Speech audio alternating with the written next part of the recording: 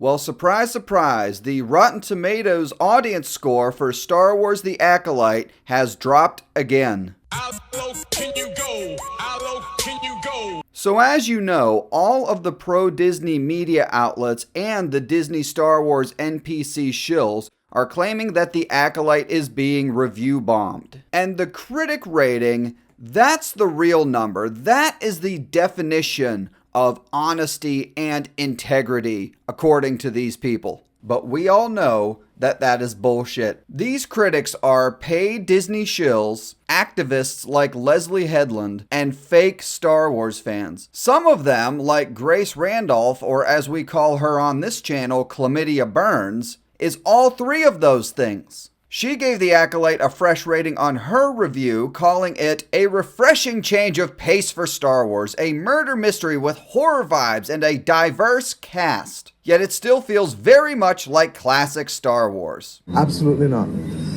Absolutely not. Chlamydia Burns knows absolutely nothing about classic Star Wars, to the point that she forgot that Obi-Wan Kenobi dies in A New Hope and claimed that he might show up in The Mandalorian and Grogu. Maybe Obi-Wan could show up. Maybe we could find a way. You know, he'd be much older, I guess, at this point. But, no, he died, right? Ah, darn it. And apparently she also forgot that Anakin Skywalker was redeemed in Return of the Jedi, claiming that the dark side ultimately won out with Anakin. And since it's the dark side of the Force that seems to be the one that creates living virginses, maybe that's why it's the dark side that ultimately won out with Anakin. No! God, smash the like button if you agree with me that Grace Randolph is a fake Star Wars fan. Fake. She has also been all in on praising and defending The Acolyte on Twitter. I do feel like the loudest voices against The Acolyte are taking on hate speech qualities, and that does not help your cause. As for me, I genuinely like the show. I'm excited for you to see episode 4 on Tuesday, the best of the 4 episodes I saw in advance. So Paige Schill confirmed getting exclusive early access to the first 4 episodes of The Acolyte in exchange for her positive reviews. My The Acolyte reviews are meant to be a space for people who do like the show and those who might like it but are open to discussing it. Obviously, this is just her crying about all of her Acolyte videos getting massively ratioed. Oh wait, I'm sorry, dislike bombed, right? But I feel like The Acolyte is a genuinely good show with awful timing,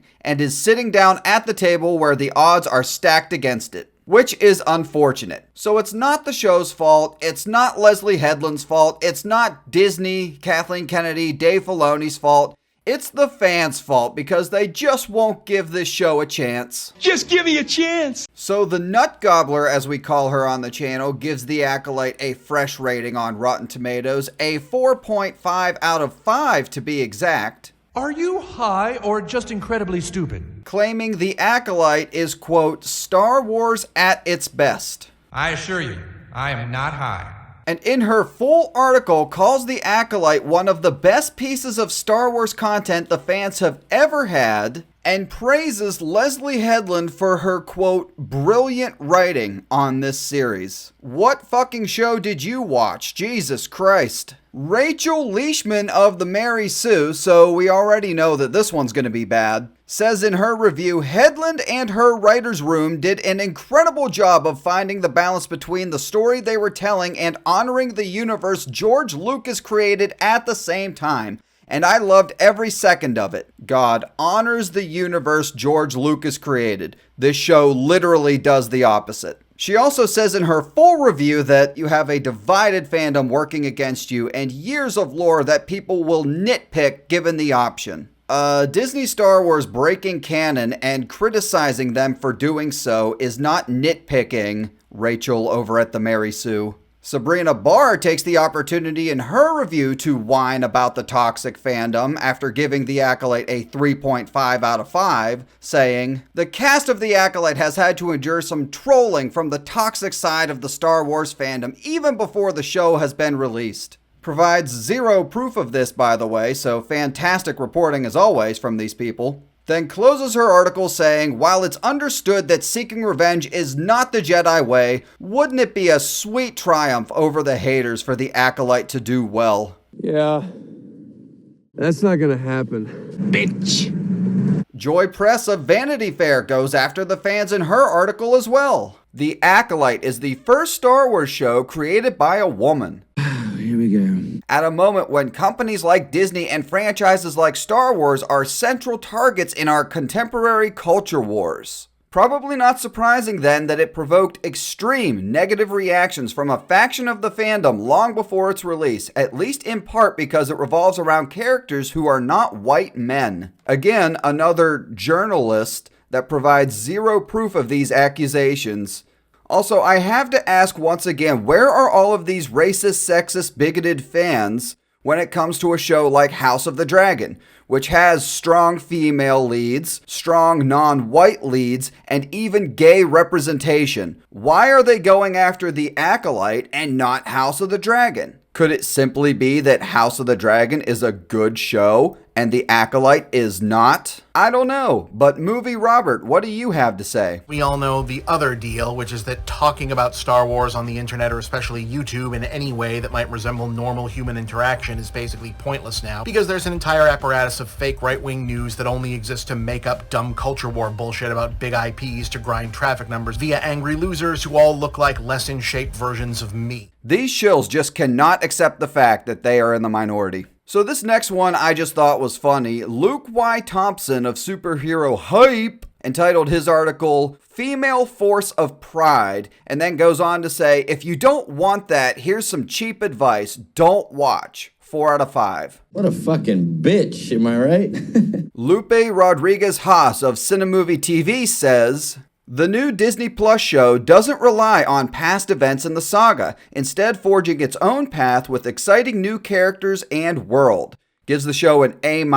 Translation: it's okay if the show breaks canon, because relying on past events in the saga, aka George Lucas Star Wars, holds Leslie Headland back from telling the story she wants to tell. John Kirk of Original Sin echoes this point, saying, The Acolyte may be the first streaming series where Star Wars newcomers can thoroughly enjoy the experience, not knowing the relationships between Sith and Jedi, or even seeing the galaxy in a state of revolution. None of it matters here. Wow, George Lucas Star Wars does not matter in The Acolyte. Tell me you're a fake fan without actually telling me you are a fake fan. Here's another one. Pramit Chatterjee of Digital Mafia Talkies gives the show a perfect 5 out of 5 rating. So tell me, exactly how full of shit are you? Says in his full article, The Acolyte can act as a good gateway for people who want to get into Star Wars, but feel like there's too much homework to do to, quote, understand it. So The Acolyte is for fake Star Wars fans and stupid people. Okay, got it. Adrian Ruiz of But Why Though, a Geek Community, applauds Leslie Headland for showcasing the diversity in the casting that Leslie Headland herself handpicked. Which means that Leslie Headland handpicked her wife, who can't act, put her in the show, taking away a spot, taking away a job from other up-and-coming aspiring actresses that probably would have been a much better choice. Oh wait, how stupid of me. It's not about hiring the best person for the job, it's about checking off all the boxes, right, Disney? You know, I'm very proud of a lot of the work we've done in terms of diversity and inclusion on screen. Go fuck yourself. Is that clear? I hope it is. Hey, Bob. So the reviews we covered in this video focused on the first 4 episodes, which the Rotten Tomatoes critics had early access to. We still have 4 more episodes to go, so I have to ask, will the audience score drop below 10%? Stay tuned on the channel for part 2 of Rotten Tomatoes shills praising and defending Star Wars The Acolyte.